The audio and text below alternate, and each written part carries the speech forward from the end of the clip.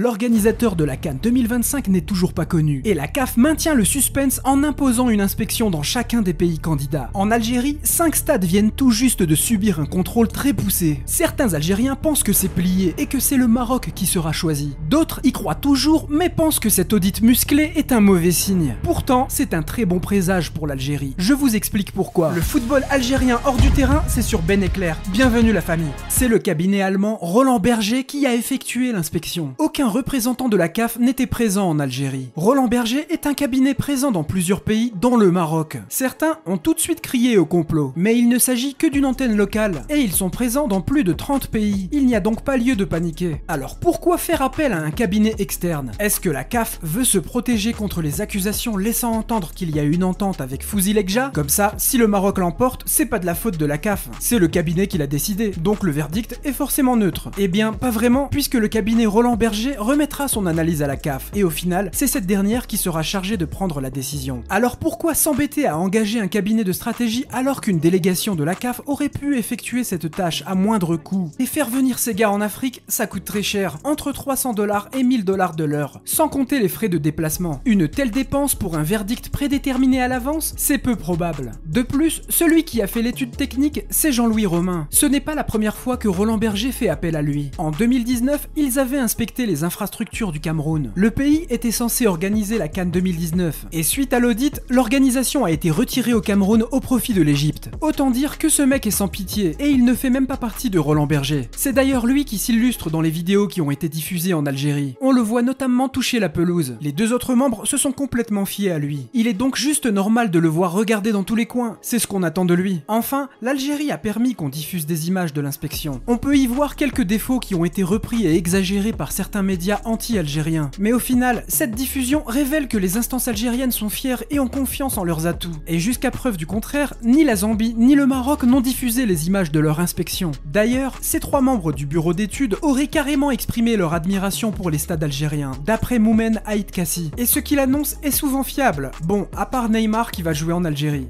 Si la vidéo t'a plu, sache qu'un pouce bleu m'encouragera à continuer. Et pour ne rien louper, abonne-toi. C'était Ben, merci de m'avoir écouté et à très bientôt pour une nouvelle vidéo.